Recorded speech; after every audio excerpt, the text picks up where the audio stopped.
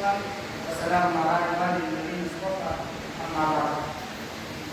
محترم صدر مجلس، اساتذہ کرام اور معزز شرکاء، السلام علیکم ورحمۃ اللہ وبرکاتہ.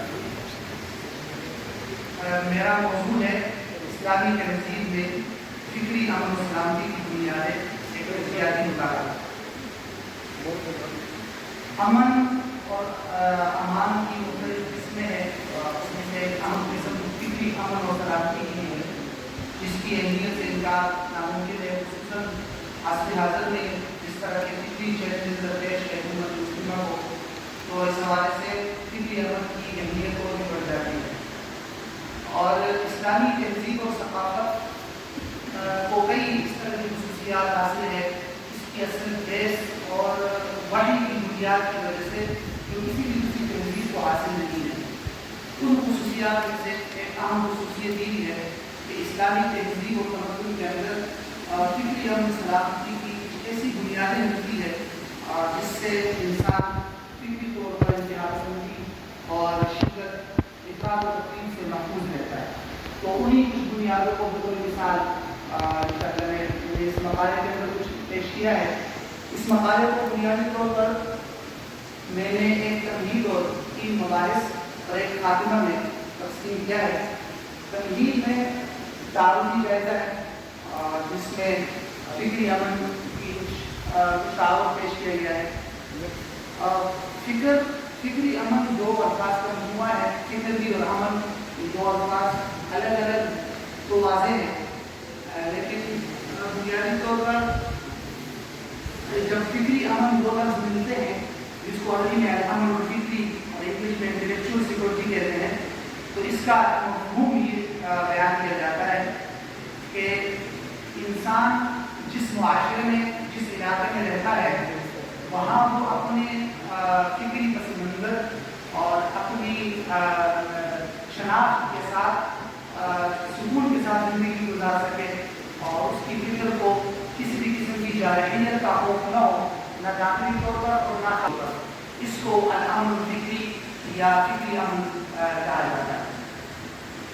اس کے بعد جو 3 مباحث ہیں، تہذیب کا تعارف تقریباً واضح ہے. کچھ مقالات میں اس کی تفصیلات آگے ہوگی. انسان کے طرز فکر اور طرز زندگی کو کہتے ہیں، یا ان اخلاقی یا سماجی اقدار کو کہتے ہیں جو انسان جس معاشرے میں ہوتا ہے، اس معاشرے کے جو سماجی اقدار انسان پر مؤثر ہوتے ہیں، تو ان کو تہذیب کہتے ہیں. اس کے بعد جو پہلی بحث ہے اس میں فکری امن کی علمی بنیادوں کو بطور مثال کچھ ذکر کیا گیا ہے. دوسری بحث میں شخصی بنیادوں کو، اور تیسری بحث کے اندر معاشرتی بنیادوں کو بیان کیا گیا ہے. علمی بنیادی طور پر 3 ہے بطور مثال. اسلامی تہذیب و تمدن میں 3 بطور مثال ایسی چیزیں دی گئی ہیں جو انسان کی فکر کو سلامتی اور تحفظ فراہم کرتی ہے. مثال کے طور پر درست عقیدے کا علم ہے، دوسرا ہے اعتدال، اور تیسرا ہے اصول علم کے مصادر کی ترتیب. عقیدہ، درست عقیدے کا علم کسی بھی تہذیب کے لیے نصب العین کا ہونا ضروری ہوتا ہے، اور اسلامی تہذیب کے لیے وہ بنیادی بیس جو ہے وہ عقیدہ ہے. عقیدہ اور تہذیب اور اسلامی تہذیب میں ایک گہرا ربط ہے. یہی عقیدہ ہے جب یہ انسان کے شعور میں ایمان بن کر مجمن ہوتا ہے تو یہ فکر کے راستے سے ہو کر ثقافت میں ڈلتا ہے، اور پھر سیرت و کردار کے راستے سے ہو کر تہذیب میں اپنے اثرات دکھاتا ہے. تو درست عقیدے کا علم یہ انتہائی ضروری ہے، اور اسی سے انسان کی فکر کو جو ہے سلامتی اور تحفظ حاصل ہوتا ہے. دوسری جو بنیاد ہے وہ ہے اعتدال. اعتدال کا مفہوم سب اہل علم جانتے ہیں. اسی بنیاد پر اس امت کو امت وسط کا لقب دیا گیا ہے کہ اسلام اپنی تمام معاملات میں، تمام امور میں اعتدال کا متقاضی ہے، اور اسی طرح کے تہذیب اور تمدن کے نظری، اور اس سے بھی انسان کی فکر کو تحفظ اور سلامتی جو ہے وہ میسر ہوتی ہے. اسی طرح تیسری جو بنیاد ہے وہ ہے اصول علم کے مصادر کی ترتیب.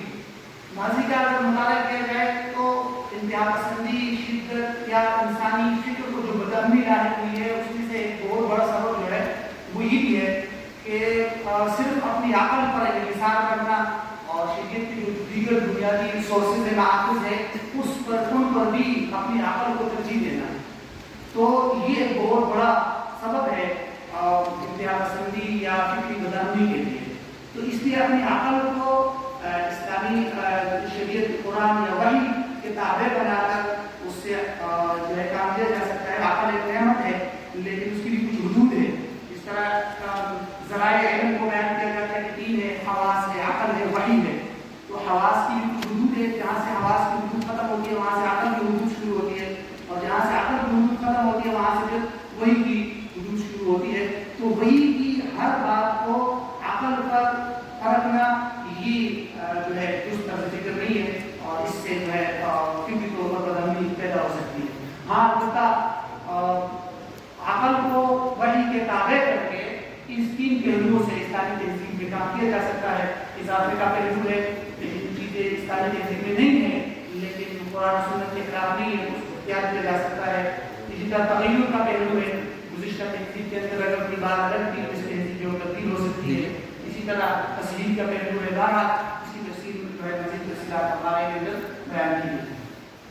اس کے بعد کی جو دوسری بحث ہے اس میں فکری عمل کے لیے بنیادی طور پر شخصی بنیادوں کو ڈسکس کیا گیا ہے کہ شخصی طور پر وہ کون سی اسلامی تہذیب و تمدن میں وہ کون سی بنیادیں ہیں کہ جس کی روشنی میں انسان کی فکر کو تحفظ اور سلامتی ملتی ہے.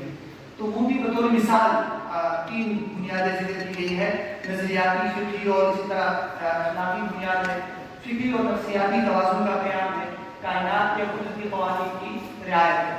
اور یہ 3 بنیادیں ہیں. تفصیلات میں وہ وقت نہیں ہے لیکن نظریاتی طور پہ مطلب یہ کہ انسان کا عقیدہ درست ہو، فکری طور پر جو ہے وہ شدت پسندی کا معین ہے. اس طرح اخلاقی اقدار کو مد نظر رکھ کے تو انسان جو ہے وہ محفوظ اور معمول رہ سکتا ہے. اسی طرح فکری اور نفسیاتی توازن میں انسان جو ہے فکر اور نفسیاتی طور پر یہ جو انسان کا ایک نفسیاتی عامل ہوتا ہے یہ انسان کو خیر کی طرف بھی بلاتا ہے اور شر کی طرف بھی. بس بنیادی چیز یہ ہوتی ہے کہ اس کو توازن میں رکھا جائے، اعتدال میں رکھا جائے. تو اس کا تعلق بھی تقریباً اعتدال کے ساتھ ہی ہے. پھر تیسری جو بنیاد ہے کائنات کے قدرتی قوانین کی رعایت. کہ شریعت نے اپنی تہذیب کے اندر کائنات کے قدرتی قوانین کی رعایت ہوتی ہے.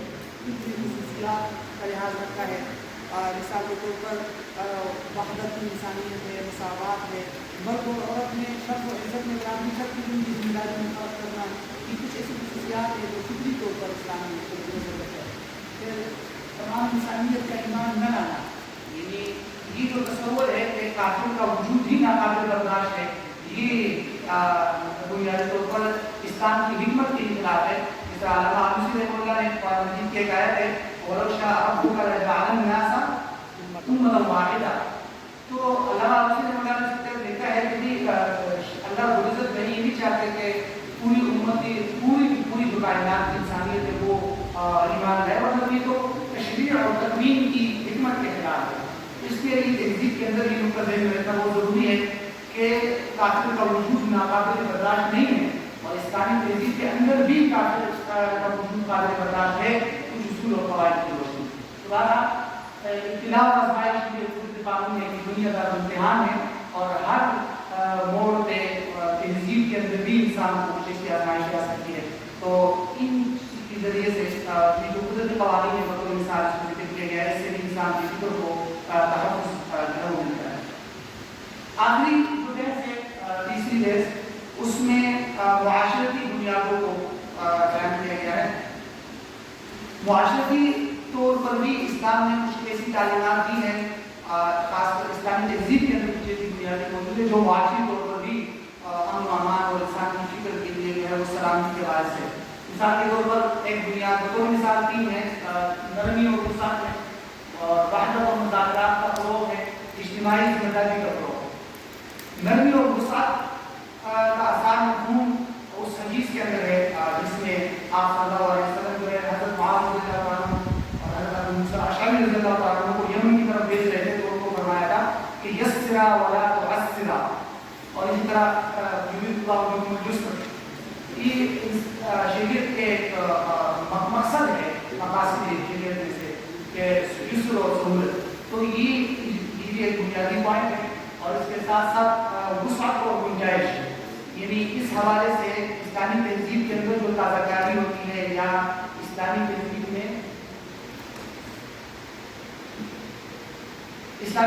کے اندر جو دیگر تہذیبوں سے آپ جو استفادہ کی گنجائش ہے یا نہیں, کہ دیگر کسی تہذیب کی کوئی بات کو اسلامی تہذیب کے اندر لایا جائے, اس میں تفصیلات موجود ہے.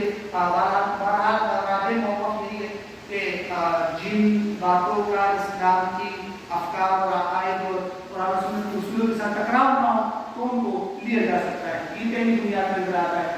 وحدت اور مذاکرات ہے کہ باہمی طور پر اتحاد ہو, معاشی طور پر کسی بھی معاشرے میں تہذیب و تمدن میں اختلافات ہوتے ہیں, لیکن جس طرح ڈاکٹر صدر صاحب نے ذکر کیا کہ وہ ایک بنیادی نقطہ ہونا ضروری ہے جو نقطہ اتحاد ہو, تو یہ ضروری ہے. اجتماعی ذمہ داری کا فروغ ہے. انسان اگر انفرادیت کی سوچ کا حامل ہو تو اس کی وجہ سے وہ اپنے مفاد میں پڑتا ہے, اور اس کی وجہ سے پھر معاشرے میں بھی اور انسان کی فکر میں بھی خلل آتا ہے, فساد کا باعث بنتا ہے. اس لیے انسان کو انفرادیت کے بجائے اجتماعیت کا جو ہے سوچ, اجتماعیت کی سوچ کو اپنانا چاہیے. اور جو انسان کے ذمہ معاشی طور پر جو ذمہ داریاں ہیں, جس کی طرف سارے بات نے اشارہ کیا کہ کلکم راع وکلکم مسئول عن رعیتہ, یہ بنیادی اصول ہے کہ آپ صرف اور صرف اپنے مفادات کے پیچھے نہ پڑے, بلکہ آپ کے ذمہ کچھ حقوق بھی ہے, ان کی رعایت آپ رکھیں گے. یہی اسلامی تہذیب کی خصوصیت بھی ہے, اور اسی سے انسان کی فکر کو جو ہے بنیادی طور پر سلامتی بھی حاصل ہوگی. آخر میں خاتمہ ہے جس میں تقریباً یہی تفصیلات جو میں نے آپ کے سامنے بیان کر دی ہے, اسی کو بطور ذکر کیا گیا ہے. تو یہ کچھ خلاصہ آپ کے سامنے مقالے میں نے پیش کر دیا. میں اسی بات پر اپنے اس سے اختتام کرتا ہوں. آخر دعوانا